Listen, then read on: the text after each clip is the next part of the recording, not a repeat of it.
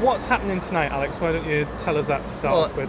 I think it's great. The Hyde Park Book Club is a great magnet for people, particularly creative industries in Leeds, have put on this event because today's the last day that people can register to vote. They've got until 1 minute before midnight to register, and the book club want to increase voter registration, voter turnout.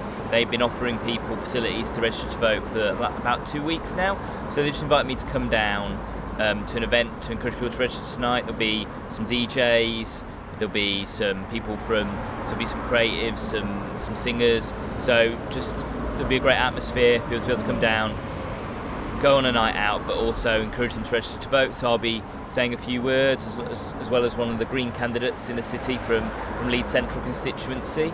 So it's a event organised by the book club, which the other political parties are engaging in, which I think is great.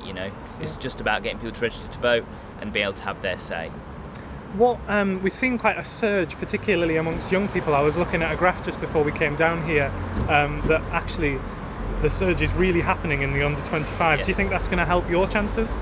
And Labour's chances? Well, if we look at the polls for 18 to 24 year olds, Labour is, I think, about 30% ahead of the next party, which are the Conservatives.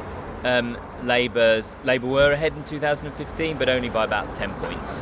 So we're seeing a huge increase in popularity for the Labour Party, and I think a lot of that's got to do with our set of policies, which are, these policies are the most youth-oriented policies we've seen in a generation. We're seeing about the abolition of tuition fees. We're seeing the end of unpaid internships, which lots of people actually have raised on the doorstep with me, saying that they can't afford to go and work for 6 months or a year without any pay. And I absolutely agree. They're working, they should get paid. Increasing the minimum wage to £10 an hour. A lot of people are working in low-paid jobs, minimum wage jobs. So increasing minimum wage, really important. Return of the education maintenance allowance. A lot, obviously, people who vote, very few of them that'll affect because it's 16 to 18 year olds. But the older ones, the ones a little bit older, 25, 26, 27, they were the last to get it. They remember what it was like. They remember when it was taken away from them. So those sort of policies are really popular. There's a lot of discussion around the tuition fee scrapping. I'll just do that little intro into a question again, because that just didn't go well, did it? On the issue of tuition fees, Alex, Labour are coming under fire a bit in terms of what is the current system. If you end up earning a lot of money, you end up paying more of your loan back. So actually the wealthy are paying more for their tuition fees than those who end up being on lower incomes. Yes.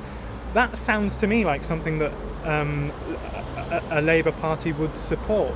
I think there's a few issues here. So first of all, there's perception for people going to university, and the perception is there's a lot of debt.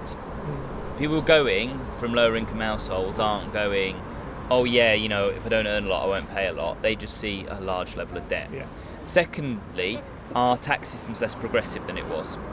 We will reintroduce that progressive element. People earning over £80,000 a year pay much more income tax. So those successful people who go to university will be paying more back into the system. It's just not loaded onto their degree.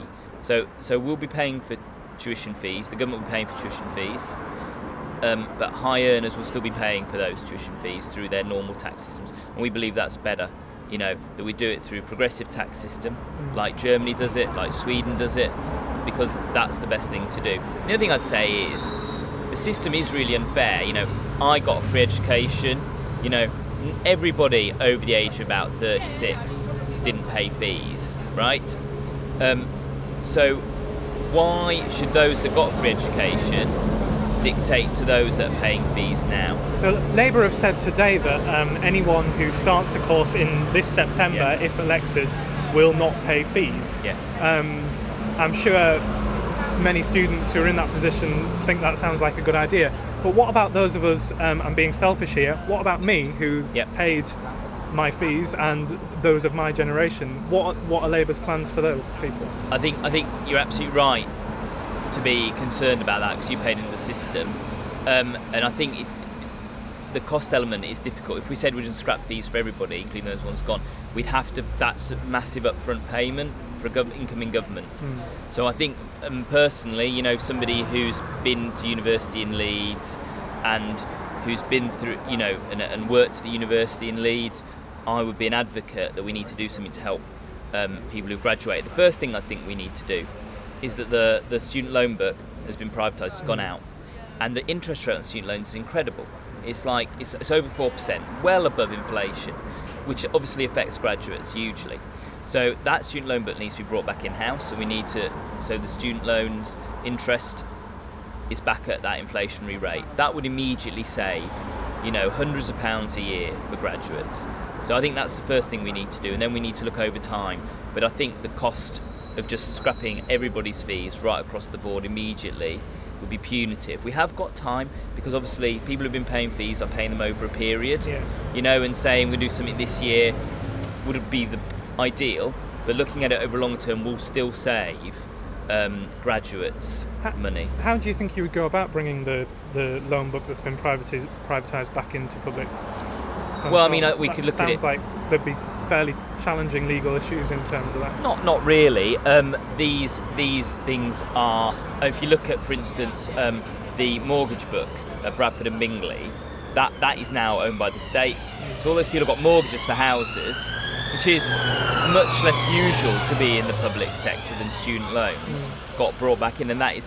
It's not. What I'm not saying is that you know, the Prime Minister will be like, yeah, I'm going to, you know, write out to the students. Obviously not. It would be just in public ownership. It doesn't mean run by the state directly, but the ownership of the loan book would be administered separately, but under public ownership and public control. So it would be a much fairer system. So it's just about taking that debt back in house. There's a whole recent history of us nationalising debt.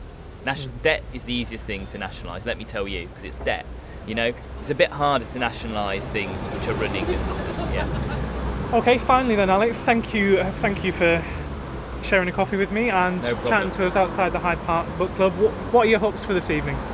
I hope that lots of people come, and that people come who are maybe a little bit unsure, haven't registered yet, or maybe have registered but aren't sure whether they're going to vote, and hopefully they might get energised and understand that actually, if they're interested in these issues we've been talking about, and they're concerned about them, the only way to affect them is to vote.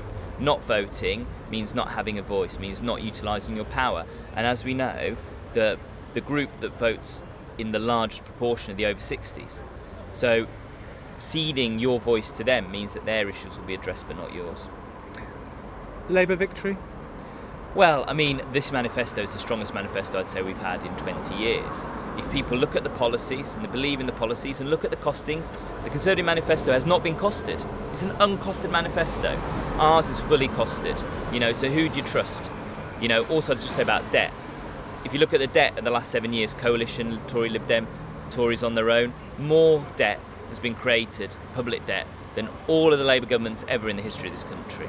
So we've got debt spiralling out of control under the Tories and an uncosted manifesto. If people look at our manifesto, look at our financial controls, then I think they'll vote Labour, and that's what we want. Look at the policies, look what affects you. Don't look at the mudslinging in the newspapers. They don't care about you, they're just trying to get a cheap headline. Okay, thank you very much for speaking to us, Alex. Okay.